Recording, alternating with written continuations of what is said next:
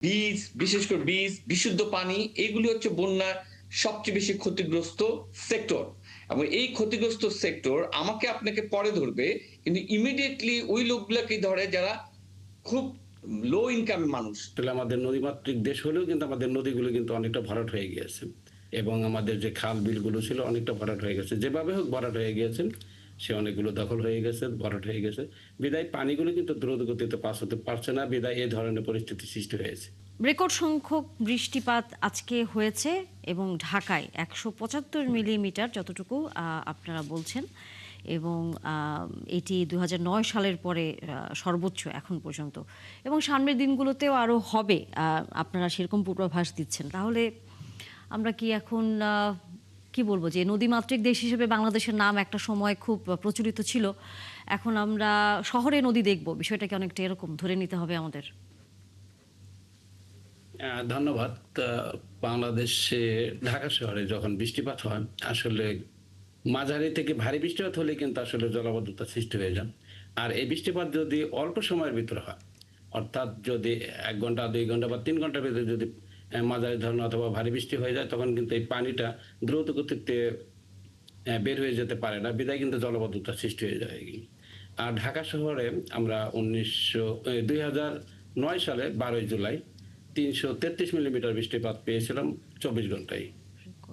আর এর পরবর্তীতে যে বৃষ্টিপাতগুলো হয়েছে, মানে ২০০৯ সালের পরে আজ যে বৃষ্টিপাত আমরা রেকর্ড করেছি, ১৭৫ মিলিমিটার বৃষ্টিপাত ২৪ ঘন্টায় হয়েছে। অর্থাৎ সেই বৃষ্টিপাতটা কিন্তু হয়েছে ভোররাত্রের দিকে। অর্থাৎ অল্প সময়ের ভিতরে কিন্তু ১৭৫ মিলিমিটার বৃষ্টিপাত রেকর্ড করা হয়েছে।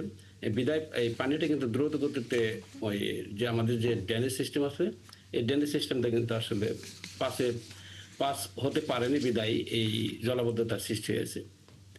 আর আমাদের যে বললেন যেটা নদীমাতৃক দেশ, আসলে আমাদের নদীমাতৃক দেশ হলেও কিন্তু আমাদের নদীগুলো কিন্তু অনেকটা ভরাট হয়ে গিয়েছে এবং আমাদের যে খাল বিলগুলো ছিল অনেকটা ভরাট হয়ে গেছে, যেভাবে হোক ভরাট হয়ে গিয়েছে। সে অনেকগুলো দখল হয়ে গেছে, ভরাট হয়ে গেছে। বিদায় পানিগুলো কিন্তু দ্রুত গতিতে পাস হতে পারছে না, বিদায় এই ধরনের পরিস্থিতি সৃষ্টি হয়েছে। জি, অধ্যাপক ডক্টর জামালউদ্দিন, আপনার কি কোনো প্রশ্ন আছে? আচ্ছা, আমি যদি একটু আপনার কাছে আসি, সেটি হচ্ছে যে খাল ভরাট হয়ে গেছে, নদী ভরাট হয়ে গেছে, আমরা তো আসলে জানি, এবং সেটি উদ্ধারের জন্য আমরা নানা সময় বছরে অভিযান দেখি, তারপরে আবার খুব একটা সেটা নিয়ে আলোচনা হয় না, কিন্তু যখনই এরকম জলাবদ্ধতা তৈরি হয় তখনই আমরা বিষয়গুলো সামনে নিয়ে আসি। আম, এটি কি আসলে ওই বৃষ্টি হবে তখন আমরা কথা বলবো, তারপরে এই কিছুদিন পর সেটি আমরা আবার ভুলে যাব, এটা আসলে কোনো কার্যকারিতা দেখতে পারবো না? বিষয়টা এই জায়গায় পৌঁছে গেছে কিনা আপনার কাছ থেকে জানতেই চাই। আর নিশ্চয়ই এর আগে আমাদের সহকর্মীদের কাছ থেকে আপনি মাঠ পর্যায়ে খবর শুনছিলেন যে বৃষ্টির বিষয়টা তো আসলে পুরো প্রাকৃতিক, এটা তো আর আমরা নিয়ন্ত্রণ করতে পারছি না, কিন্তু যে ধরনের দুর্ভোগের মধ্যে এখন দিনকে দিন প্রতি বছর নিশ্চয়ই আপনিও খেয়াল করছেন যে বৃষ্টির পরিমাণ যেমন বাড়ছে, একই সাথে দুর্ভোগের পরিমাণও তেমন বাড়ছে। আম, সেই জায়গায় ত্রাণ অথবা এই সাধারণ মানুষগুলোকে দুর্যোগ থেকে মোকাবেলা বা রক্ষা করবার জন্য পরিকল্পনাটি কেন আমরা যখন দুর্যোগে পড়ি তখনই আমরা নিই, আগে থেকে কেন আমরা নিয়ে রাখতে পারি না? কারণ আমরা তো জানি এই সময়টা বাংলাদেশে বৃষ্টি হবে। হ্যাঁ, ধন্যবাদ। আপনার মাধ্যমে ৭১ টিভির সকল দর্শক শ্রোতাকেও আমি শুভেচ্ছা জানাচ্ছি। আহ, আপনি অনেকগুলো বড় প্রশ্ন করেছেন। আমি গুছিয়ে যদি বলি, বন্যাটা আমাদের দেশের দুর্যোগ আকারে দেখা দেয়। আর এটা বলা চলে আমাদের জীবন জীবিকা এবং নদীমাতৃক প্রাকৃতিক পরিবেশ সবের সাথেই অনুষঙ্গ। এবং আপনি অবাক হবেন যে বন্যা জনিত পলি দ্বারাই এই ভূমি তৈরি। এই বন্যা হয় বলেই আমাদের নদীমাতৃক এই বাংলাদেশের যে ভূমি মানে পরিবর্তন, ভূমির যে আহ বৃদ্ধি, এটা কিন্তু যে বেঙ্গল ডেল্টা বলি, এটা এর মাধ্যমে। তাহলে বন্যার সাথে বসবাস করা একটি জাতিসত্তা বেড়ে উঠেছে ঐতিহাসিকভাবে। আমাদের অভিজ্ঞতা আছে, আমাদের আহ তিক্ততা আছে, আমাদের মিসম্যানেজমেন্ট আছে, তারই আজকে বর্তমান রূপ। আমি একটু বুঝিয়ে বলি, ডিজাস্টারের ৩টা ফেজ আছে। একটা হচ্ছে প্রি ডিজাস্টার ফেজ, আমরা এটাকে আবার just before and well before. Well বিফোরটাকে আমরা বলি ডিআরআর, ডিজাস্টার রিস্ক রিডাকশন। বন্যাজনিত রিস্ক যেগুলো আছে এগুলো সারা বছর ব্যাপী যাতে না হয় সেখানে কাজ করা। আর ওয়েল মানে জাস্ট বিফোর যেটা আমরা প্রিপেয়ারনেস প্রোগ্রাম বলি, যে হ্যাঁ বন্যা আসতেছে, বন্যার আগাম যে সকল আমাদের আব্দুর রহমান ভাইরা যখন সতর্কতা দেন, ওদের ফোরকাস্ট দেন, সেই অনুযায়ী আমাদের অ্যাক্টিভেশন হয়ে যায় আমাদের বডিগুলো। সিডিএমপি মানে কম্প্রিহেনসিভ ডিজাস্টার ম্যানেজমেন্টের একটা গাইডলাইনে আমাদের কিন্তু আমাদের যে মানে ইয়া আছে, ডিসিপ্লিন আছে, আমাদের যে অ্যাডমিনিস্ট্রেটিভ, সেই ডিসিপ্লিনের বন্যা উপদ্রুত এলাকায় তারা এই প্রস্তুতিমূলক ব্যবস্থাটা নিবেন। আর যখন বন্যা চলে, যেমন এখন চলছে, এটাকে আমরা বলি ডিউরিং ফেজ। আমরা এটার সময় আমরা যেটা অ্যাক্ট করি সেটাকে বলি আমরা ইমার্জেন্সি রেসপন্স। ইমার্জেন্সি রেসপন্সের যে রিসোর্স এবং যে আপনার টুলস, ইকুইপমেন্টস, যে সকল বন্যা উপদ্রুত এলাকায় সেখানে পর্যাপ্ত থাকা উচিত এবং থাকা প্রয়োজন। এই ইমার্জেন্সি রেসপন্সের অন্যতম বিষয় হলো ইমিডিয়েট ফুড উদ্ধার কার্যক্রম পরিচালনা করার জন্য ভেহিকেল, সেটা স্পিড বোট হতে পারে, আপনার হেলিকপ্টার হতে পারে, হোয়াটএভার, মানে এই ট্রান্সপোর্টেশন করার, উদ্ধার কার্য পরিচালনা করার প্রয়োজনীয় ট্রেন লোক এবং আমাদের উদ্ধার কার্যক্রমে অংশগ্রহণ করার জিনিসপত্র। আর কোথায় এনে রাখবো, উদ্ধার করে আমরা এদেরকে যে ইভাকুয়েশন করব, সেটার শেল্টার। তো এই 3-4টা বিষয়ের সাথে যুক্ত হয় হলো আমাদের নিরাপদ পানি, আমাদের ইমিডিয়েট ত্রাণ সামগ্রী, সেটা এটা সমন্বয় করে জেলার ডিসি। আর সমন্বয়তে আসে যে সকল, ধরেন আমাদের মেইন স্ট্রিমিং রেড ক্রিসেন্ট আছে, অন্যান্য আছে, গভর্নমেন্টের সেক্টর আছে, এবং আমাদের যারা বিভিন্ন সেক্টরের দাতব্য সংস্থাগুলো আছে, আমাদের সংগঠনগুলো আছে, ছাত্র সংগঠন থেকে রাজনৈতিক সংগঠন, স্বেচ্ছাসেবী সংগঠন, তারা সবাই ত্রাণ নিয়ে যায় জেলায়। সেখান থেকে সমন্বয় করা হয়। কারণ সমন্বয়টা করা খুবই ইজি, কারণ এটা প্রস্তুতিমূলক ব্যবস্থা থাকে, কারণ দুর্যোগ প্রবণ এরিয়ার ম্যাপ থাকে। সেই ম্যাপে কোন জায়গাগুলি খুবই ঝুঁকিপূর্ণ সেগুলি কিন্তু খুবই অল্প সময় বলে দেওয়া যায়, কতজন লোক এখানে থাকে, কত বাড়িঘর থাকে, কি সম্পদ থাকে, সেগুলি সেইভাবে সেটাকে ম্যানেজ করে। আর দুর্যোগ পরবর্তী সময় ইমার্জেন্সি পিরিয়ডের ইমিডিয়েট পরে আমাদের রিহ্যাবিলিটেশন, পুনর্বাসন, দেন রিকনস্ট্রাকশন, পুনর্নির্মাণ, দেন ফাইনালি আবার যাতে বন্যা না হয়, মানে বন্যা হবে, বন্যা হলে আমাদের দুর্যোগের কবলে যাতে না পড়ি, সেজন্য আমাদের রিফরমেশন, এই সাইকেলটা সারা বছরের কাজ। আপনার আমরা কথা এখন এসে অনুযায়ী যদি চিল্লাচিল্লি, আমি যতটুকু বুঝতে পারি সেটা হচ্ছে যে আমরা আসলে মাঝখানে যেই পয়েন্টটি আপনি বলেছেন যে যখন হচ্ছে দুর্যোগটি হয় তখন আসলে সেই মানুষগুলোকে যারা এই ধরনের দুর্যোগের মধ্যে পড়ে তাদেরকে কিভাবে সহযোগিতা করবার একটি বিষয় থাকে। এবার নিশ্চয়ই আপনি লক্ষ্য করে থাকবেন যে বিশেষ করে চট্টগ্রাম এবং বান্দরবন এবং রাঙামাটিতে, কক্সবাজার সহ পাহাড় ধস, এটা প্রতি বছর হয়, পাহাড় ধসের ঘটনাটি এবার সবচেয়ে বেশি হয়েছে। যেটি হচ্ছে প্রশ্ন যে পাহাড় প্রথমত কেটে সেখানে বসতি করা, সেটি তো হচ্ছে আইনত নিষিদ্ধ।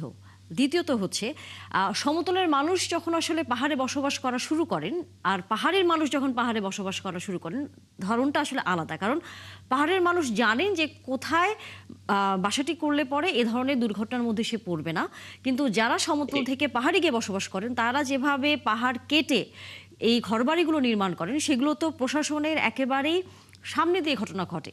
তখন কেন এই জিনিসগুলো আটকানো যায় না? বরাবরই একটা কারণ হিসেবে বলা হয়ে থাকে যে রাজনৈতিক প্রভাব থাকে। সেই প্রভাব মুক্ত আসলে কি আদৌ কোনোদিন করা সম্ভব হবে?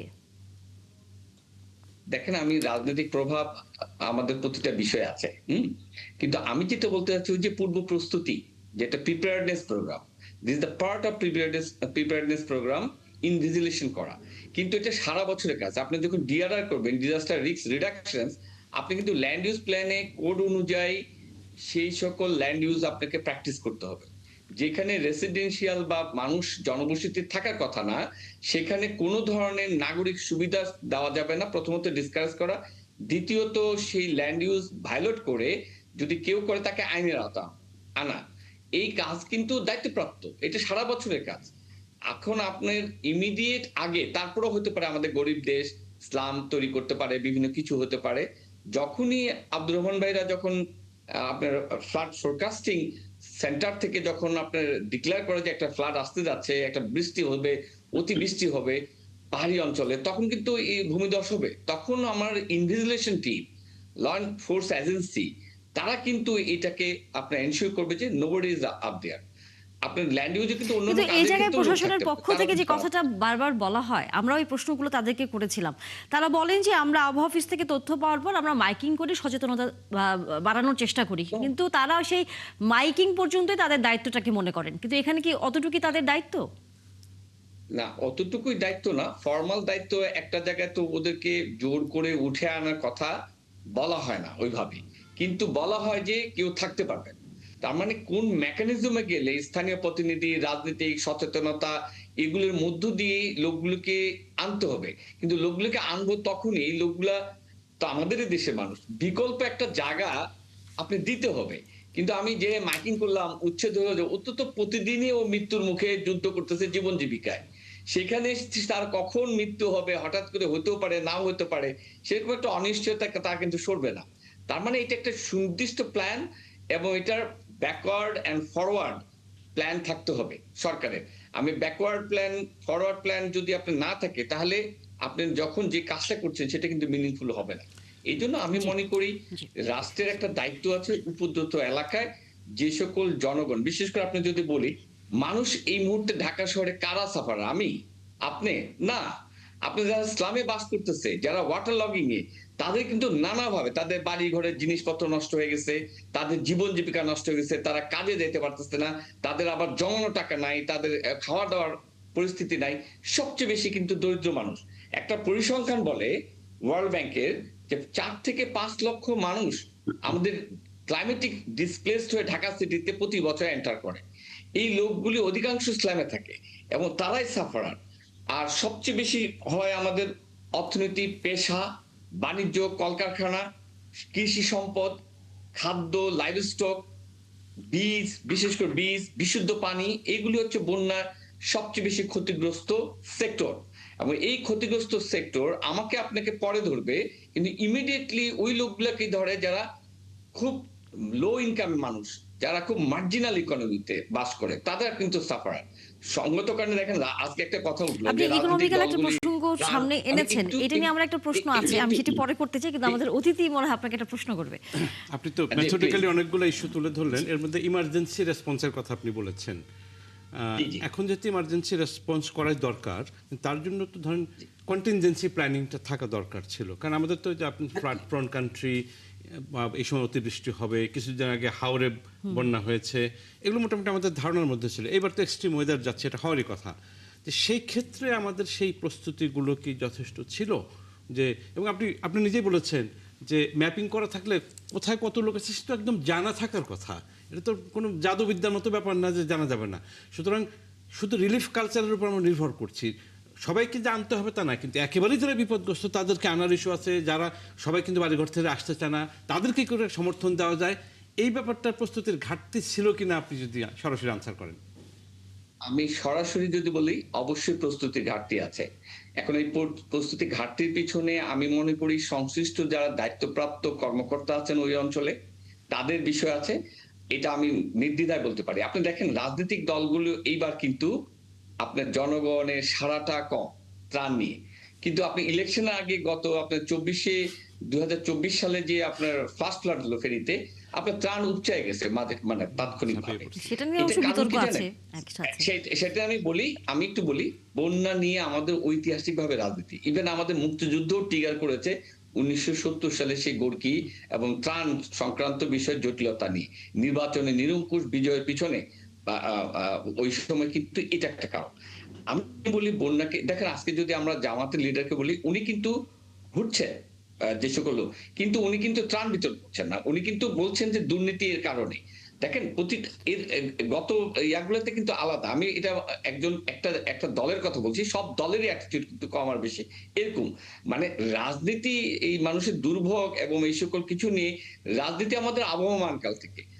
এই থেকে যদি আমরা ইনস্টিটিউশনালি বের হয়ে আসতে না পারি, তাহলে কিন্তু আমাদের যা হওয়ার তাই হতে থাকবে। আমরা দেখব আমাদের গরিব মানুষ, আমাদের সাফারিংস যারা করে, যারা লো ইনকাম গ্রুপ, তারাই সবসময় বেশি মানে এই দুর্যোগে ক্ষতিগ্রস্ত হবে। এর থেকে উত্তর নাই। দেখেন, আমাদের ক্লাইমেট রেজিলিয়েন্ট করে আমাদের মেইন স্ট্রিমিং যে কাজ আছে, সিডিএমপি মানে কম্প্রিহেনসিভ ডিজাস্টার ম্যানেজমেন্ট, তারা কিন্তু একটা প্রজেক্ট 2টা ফেজে চালায় এবং তারা শেষ পর্যন্ত আমাদের মিনিস্ট্রিকে মডার্ন ন্যাশনাল ফ্রেমওয়ার্ক মতো অনেকগুলো ফ্রেমওয়ার্ক দেয়, যেটা ডিপার্টমেন্ট অফ ডিজাস্টার ম্যানেজমেন্ট তারা এই কাজটা দেখভাল করে। এই যে ডিপার্টমেন্ট অফ ডিজাস্টার ম্যানেজমেন্ট তারা কিন্তু এই প্রতিটা সেক্টরাল ডিজাস্টার রেসপেক্টিভ উপদ্রুত এলাকায় একটি মেকানিজম এস্টাবলিশ করে দিয়েছে, এবং সেই অনুযায়ী যে সম্পদ এবং ট্রেনিং এবং রিসোর্স পার্সনকে আপডেট করে রাখা উচিত সেটা কিন্তু হচ্ছে না। তার মানে আমাদের সবই আছে, সমন্বয় নাই, আমাদের নেতৃত্ব নাই, আমাদের টাইমলি অ্যাক্ট করি না, এই কারণে আমাদের দুর্ভোগটা বেড়ে যাচ্ছে। দিন শেষে আসলে সে সমন্বয়ের কথাই বারবার আসলে সামনে আসছে। আপনার কাছে আমি প্রশ্নটা একটু রেখে আমি আরেকজন অতিথির কাছে যেতে চাই, সেটি হচ্ছে প্রশ্নটি আপনার কাছে। জি জি, একটা জাস্ট এর সাথে হচ্ছে আমাদের নগর উন্নয়ন, আমাদের urban planning, urban and rural planning, development plan, এটা আমাদের জন্য বাঞ্ছনীয়। তা নাহলে হ্যাপাজার্টলি রোড হচ্ছে, খাল হচ্ছে, বিল্ডিং হচ্ছে, স্থাপনা তৈরি হচ্ছে, তার প্লিন্থ হাইট তার অবস্টাকল করছে ফ্লাড প্রোন জায়গাগুলিকে।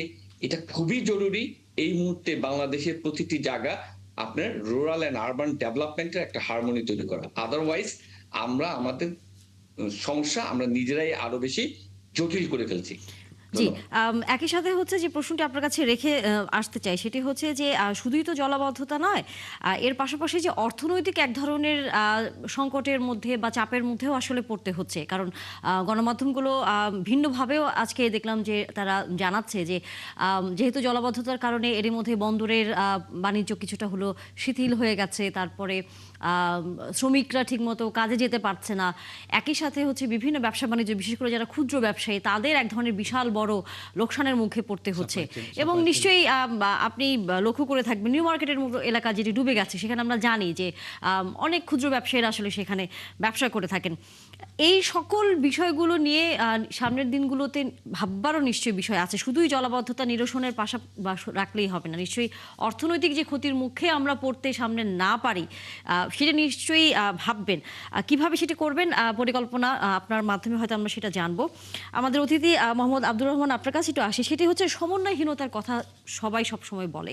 সেই জায়গায় প্রথম আঙুলটি আসে আবহাওয়া অফিসের দিকে, যে তারা সঠিক সময়ে সঠিক তথ্যটি জানাতে পারে না, এবং একই সাথে তারা যখন বলে বৃষ্টি হবে তখন দেখা যায় বৃষ্টি হয় না। তখন যখন আপনারা বলেন যে আজকে আগামী এক সপ্তাহ দেশের কোথাও বৃষ্টি দেখা যাবে না, তখন দেখা যায় অনেক বৃষ্টি হচ্ছে।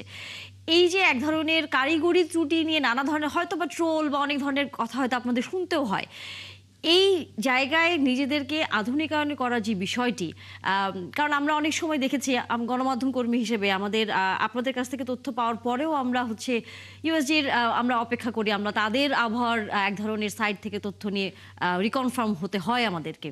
সে জায়গায় আমরা এখনো কেন পিছিয়ে আছি, এক। আর দ্বিতীয়ত, যখন আপনারা আগে থেকে ঘোষণা দিতে থাকেন যে সামনে ভারী বৃষ্টি হবে, বন্যার মতো একটা পরিস্থিতি হতে পারে, তখন মন্ত্রণালয়ের সাথে বা বিভাগগুলোর সাথে কি আপনাদের যোগাযোগ হয়? তারা কি আপনাদের কথা তখন তারা শোনেন? ধন্যবাদ।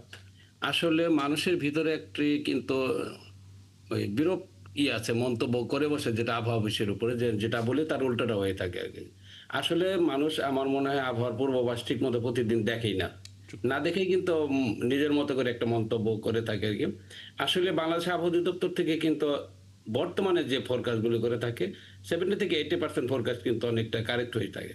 কারণ আর বাংলাদেশ আবহাওয়া অধিদপ্তর থেকে কিন্তু এই বর্তমান যে দুর্যোগটা চলছে, এই দুর্যোগ কিন্তু আমরা আগে থেকে বলতেছিলাম আর কি। যেমন 5 তারিখ থেকে ভারী বৃষ্টিপাত হচ্ছিল চট্টগ্রাম অঞ্চলে, অর্থাৎ চট্টগ্রাম, কক্সবাজার অঞ্চল, সেই যে বান্দরবান অঞ্চল। কিন্তু আমরা 4 তারিখ থেকে কিন্তু আমরা হেভি রেনফলের কিন্তু আমরা একটা পূর্বাভাস দিয়েছিলাম, এবং সেই সাথে কিন্তু সাগরে এই সময় কিন্তু একটি লঘুচাপ সৃষ্টি হয়েছিল। সেই লঘুচাপ কিন্তু নিম্নচাপের রূপ নিয়ে এই বৃষ্টিপাতের ধারাটা অব্যাহত রেখেছে। সেই জন্য কিন্তু আমরা আগে থেকেই বলেছি, আমাদের যে বিভিন্ন, আপনি যে বললেন যে মিনিস্ট্রির সাথে আমাদের আছে কিনা, আমরা কিন্তু পূর্বাভাস প্রতিদিন যে এই পূর্বাভাসগুলো আমরা প্রদান করে থাকি। আমরা প্রথমে কাজে আমাদের সংশ্লিষ্ট ডিপার্টমেন্টগুলোকে আমরা জানাই দেওয়া, সংশ্লিষ্ট মন্ত্রণালয়কে আমরা প্রতিদিন আমরা আপডেট দিয়ে থাকি। সেজন্য আসলে মানে আমরা যেটা আপনি আবার বললেন যে আধুনিকতা আসছে কিনা, আধুনিকতা না থাকলে কিন্তু পূর্বাভাস, আপনি যদি প্রতিদিন আমাদের পূর্বাভাসে দেখে থাকেন, দেখলে কিন্তু বুঝতে পারবেন যে পূর্বাভাসের কিন্তু অনেক আধুনিক পূর্বাভাস আমরা অন্যান্য বিশ্বের সাথে আমরা তাল মিলিয়ে আমরা কিন্তু করতে পূর্বাভাসকে আধুনিক করতে পেরেছি। সেজন্য কিন্তু যেমন এখন আমরা বলতেছি আজকের পর থেকে কিন্তু আমাদের চট্টগ্রাম বিভাগে এবং উপকূলীয় অঞ্চলগুলোতে কিন্তু বৃষ্টিপাতের প্রবণতা অনেকটা কমে যাবে। এর পরবর্তীতে কিন্তু আমাদের ঢাকা সহ উত্তরের যে অঞ্চলগুলো আছে এবং পূর্বের যে অঞ্চল, উত্তর পূর্বের যে অঞ্চলগুলো আছে, বিশেষ করে রংপুর বিভাগ, ময়মনসিংহ এবং সিলেট বিভাগে এইসব অঞ্চলে কিন্তু বৃষ্টিপাতের প্রবণতা বৃদ্ধি পাওয়ার সম্ভাবনা আছে। কারণ এই সময় কিন্তু মৌসুমী বায়ু সক্রিয় হয়ে যাচ্ছে উত্তরের অঞ্চলগুলো দিয়ে। সেই জন্য কিন্তু আমরা আগেই বলেছি যে এই বৃষ্টিপাতের প্রবণতা যখন বৃদ্ধি পাবে রংপুর, ময়মনসিংহ এবং সিলেট অঞ্চল এই দিয়ে। বৃষ্টিপাত বৃদ্ধি পাওয়ার ক্ষেত্রে আমরা আসলে গত বলা যায় ৫-৬ বছর আগে থেকেই আসলে যেটা আলোচনা হচ্ছিল যে জলবায়ু পরিবর্তনের প্রভাবটি ধীরে ধীরে আসলে বোঝা যাবে। হয়তোবা আমরা সেই সময়টার দিকেই আছি যে এই উষ্ণতার কারণেই হচ্ছে ভারী বৃষ্টিপাত হচ্ছে, যেসব জায়গায় আগে বৃষ্টি হতো না সেসব জায়গায় এখন বন্যা বৃষ্টি হচ্ছে। আমাদেরও হয়তো তার মধ্য দিয়ে যেতে হচ্ছে। সেই জায়গায় আমরা বারবার বলি বা আমাদেরকে বলা হয় যে গাছ যেন বেশি করে হচ্ছে বৃক্ষরোপণ যেন করা হয়, কিন্তু সেই বৃক্ষরোপণ করতে গিয়ে আমরা যতটা ছাদ বাগানে বৃক্ষরোপণ করতে আগ্রহী, সেখানে সড়কের বড় বড় যেসব বৃক্ষ দিন শেষে আমাদেরকে রক্ষা করে বা উপকূল অঞ্চলে রক্ষা করে, সেগুলো আমরা কেটে ফেলার ক্ষেত্রে অনেকটা বেশি আগ্রহী থাকি। এই যে পার্থক্যটি, এই জায়গায় আসলে কি করবার আছে, একটু যদি আপনার কাছ থেকে আমরা পরামর্শটা শুনি। আসলে যেটা আপনি বললেন, এই সময় কিন্তু আসলে এটা জুলাই মাসে কিন্তু বাংলাদেশ সর্বোচ্চ বৃষ্টিপাত রেকর্ড করা হয়ে থাকে। পর্যন্ত আমাদের ক্লাইমেটোলজিক্যাল যে ডাটা অ্যানালাইসিস করলে দেখা যায় বাংলাদেশের প্রেক্ষিতে এই জুলাই মাসে কিন্তু সবচাইতে বেশি বৃষ্টিপাত রেকর্ড হয়ে থাকে। সেই হিসেবে কিন্তু জুলাই মাসে এই বৃষ্টিপাতের প্রধান কারণ হলে এই সময় মৌসুমী বায়ু সক্রিয় থাকে বাংলাদেশের উপর, এবং এই সময় কিন্তু মাঝে মাঝে যখন নিম্নচাপ সৃষ্টি হবে, সেই নিম্নচাপ থেকেই কিন্তু বাংলাদেশের উপকূল যদি অতিক্রম করে, এর প্রভাবে কিন্তু বৃষ্টির প্রবণতা আরো বৃদ্ধি পেতে থাকে। সেই হিসেবে কিন্তু এই বৃষ্টিপাত হয়েছে।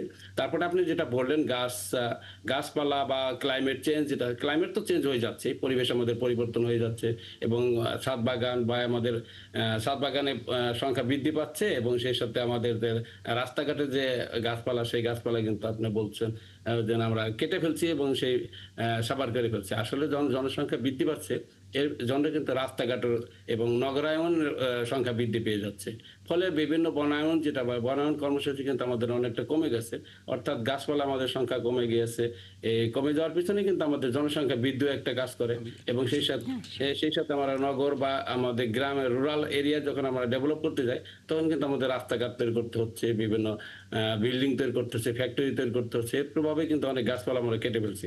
তারপরে ইদানিং কিন্তু আমাদের দেখা যাচ্ছে যে কিন্তু অনেকের কিন্তু গাছপালা বনায়নের দিকে কিন্তু অনেকে ঝুঁকছে, এবং আমাদের বৃক্ষরোপণের দিকে কিন্তু আমাদের কিন্তু সেই সংখ্যাটা তো খুবই আসলে কম, কারণ গাছ কেটে বাড়ি হচ্ছে কিন্তু বাড়ি ভেঙে তো আর গাছ লাগানো সম্ভব হচ্ছে না। না, তা হচ্ছে না, কিন্তু আমাদের আসলে সচেতনতা বৃদ্ধি করতে হবে, যে গাছপালা যাতে আমরা সবাই যে এখানে মানে প্রতি জায়গা আছে সেখানে যাতে আমরা গাছপালা লাগাতে পারি এবং সেই গাছপালা বৃদ্ধি করতে পারি, সেই দিকে আমাদের আগাতে হবে। আপনাকে একটা প্রশ্ন করার ছিল আমার, সেটা হচ্ছে যে আমি ধরে নিচ্ছি যে আবহাওয়া অধিদপ্তরের 80% পূর্বাভাস সত্য হচ্ছে, কিন্তু অধিকাংশ ক্ষেত্রে এটা মানুষের কাছে পৌঁছে না। আবহাওয়া অফিসের গুরুত্ব আমরা তখনই দেই যখন একটা ন্যাচারাল ক্যালামিটি হয় বা একটা ঘূর্ণিঝড় হয় বা নিম্নচাপ হয় বা ফ্লাড হয়। এই সিজনটাতে ফ্লাড ফোরকাস্টিং সেন্টারের এই রিপোর্টগুলো আমরা নিয়মিত পড়ি, অন্য সময় হয়তো তত পাত্তা দেয় না। সেটা আমরা বলতে আমি মিডিয়ার দিক থেকে বলছি, সরকারের দিক থেকে হয়তো ওরকম অ্যাপ্রোচ থাকে। কিন্তু ধরেন সম্প্রতি হাওড়ে বন্যা হয়েছিল, আমি হাওড় অঞ্চলে গিয়েছিলাম, ওখানকার মানুষ বলেছে তারা আগে থেকে জানতে পারেনি। এই যে আপনি প্রফেশনাল, একই সাথে আপনার কি মনে হয় না যে আবহাওয়া অধিদপ্তরের আরেকটি দায়িত্ব হচ্ছে যাতে মানুষ বিষয়টা প্রপারলি জানতে পারে, সরকার পলিসি মেকাররা প্রপারলি জানতে পারে এবং মনোযোগ দেয়? এই যে এটার মধ্যে একটা ক্যাম্পেইনের ইস্যু আছে, আপনি ফোরকাস্ট করলেন, টেকনিক্যাল ল্যাঙ্গুয়েজে বললেন is likely to happen, may happen. এই যে সম্ভাব্যতার যে বিষয়টি, এটা সাধারণ মানুষ সবসময় বোধগম্য হয় না, সরকারও হয়তো নজর টজর দেয় না সেভাবে। কিন্তু বিশেষ বিশেষ যেসব ঘটনা, ফ্লাড, নিম্নচাপ, গোটা বড় ক্যালামিটি আসতে পারে, সেগুলোর ক্ষেত্রে কি আপনারা বিশেষ কোনো উদ্যোগ নেন পলিসি মেকারদের এবং মিডিয়ারদের নজর কাড়ার জন্য? ধন্যবাদ। আমরা যখন এক্সট্রিম ইভেন্টগুলো যখন হয়, তখন কিন্তু আমরা আসলে মানে বিভিন্ন ইলেকট্রনিক মিডিয়া এবং গভর্নমেন্টের যে মিডিয়াগুলো আছে, প্রিন্ট মিডিয়া এবং ইলেকট্রনিক মিডিয়া, এর মাধ্যমে কিন্তু আমরা প্রচার করার চেষ্টা করি। কিন্তু আসলে বাংলাদেশ আবহাওয়া অধিদপ্তর থেকে কিন্তু ফিল্ড লেভেল পর্যন্ত প্রচার করার সিস্টেম থাকে না। এগুলি কিন্তু আসলে প্রচার করার জন্য প্রচার যন্ত্র আছে, এবং বাংলাদেশে যে ডিপার্টমেন্টগুলো আছে, বিশেষ করে ডিজাস্টার ডিপার্টমেন্ট এবং কৃষি ডিপার্টমেন্টগুলো, সংশ্লিষ্ট ডিপার্টমেন্টগুলো কিন্তু ওই তাদের প্রচারগুলো চালানোর কথা। সেই হিসাবে কিন্তু আমরা কিন্তু বিভিন্ন মিডিয়া, বিশেষ করে ইলেকট্রনিক মিডিয়া, প্রিন্ট মিডিয়া এবং বিভিন্ন যে প্রচার যন্ত্রগুলো আছে, যন্ত্রকে আমরা বলে দিচ্ছি তাদেরকে এই ধরনের ঘটনা ঘটছে। কিন্তু এগুলো প্রচার করার দায়িত্ব কিন্তু সংশ্লিষ্ট ডিপার্টমেন্টগুলোর এবং সংশ্লিষ্ট মিডিয়াগুলোর এগুলো। আর একটা প্রশ্ন ছিল, সেটা হচ্ছে যে কতগুলো জিনিস আছে পূর্বাভাসের ব্যাপার না, ফিজিক্যালি দেখে, বিশেষ করে উজানে যখন বৃষ্টি হয় সেই ক্ষেত্রে উজানে যেসব দেশ আছে, বিশেষ করে ভারত, চায়না, এইসব দেশের সাথে আমাদেরকে ওই লেভেলে কোলাবোরেশন আছে যাতে আমরা এই ফোরকাস্টিংগুলো পেতে পারি, সেটা টেকনিক্যাল ফোরকাস্ট হোক বা একদম ফিজিক্যালি দেখে খবরটা আমাদের দেশে দেওয়া হোক। না, ধন্যবাদ। আসলে এখনকার যুগ কিন্তু আসলে এক দেশ আর আবহাওয়া অনেকটি জিনিস কিন্তু একটা বাউন্ডারি মেনে কিন্তু চলে না সে, কিন্তু এক দেশের সাথে আরেক দেশের কিন্তু কোঅর্ডিনেশন আছে এবং তথ্য আদান প্রদানের সিস্টেম কিন্তু রয়েছে। যেমন একটা সিস্টেম, যেমন যদি বঙ্গোপসাগর কোনো একটা ঘূর্ণিঝড় তৈরি হয়, এই সাথে সাথে কিন্তু আমরা আসলে RSMC একটা সংগঠন আছে, সেই সংগঠনের মাধ্যমে কিন্তু আমরা এক দেশ আরেক দেশকে সহযোগিতা করছি। এই কোন দিকে যেতে পারে, আমার অ্যানালাইসিস কি, তাদের অ্যানালাইসিস কি, এই তথ্যগুলো কিন্তু এক দেশ আরেক দেশকে আমরা আদান প্রদান করে থাকি। ওকে, নিশ্চয়ই। এবং আপনারা যে তথ্য এই মুহূর্তে দিচ্ছেন সেটি আমাদের সামনের দিনগুলোতে এই দুর্যোগ ব্যবস্থাপনায় কাজে লাগবে, আমরা সেই প্রত্যাশাই রাখতে চাই। আজকে আসলে আর ডক্টর জামালউদ্দিন রুনা আপনার কাছ থেকে প্রশ্নের উত্তর নেওয়া হলো না, কারণ সময় শেষ। তবে প্রশ্নটি হয়তো সামনের দিনে করতেই হবে, কারণ আমাদের আরেকজন অতিথি বলছিলেন যে সামনের দিনগুলোতে আরও বেশ কিছুদিন আমাদের বৃষ্টি জলাবদ্ধতার মধ্যে আসলে কাটাতে হবে। ধন্যবাদ আপনাদের দুজনকেই যুক্ত হয়েছিলেন এবং ৭১ জার্নালে সময় দিয়েছিলেন।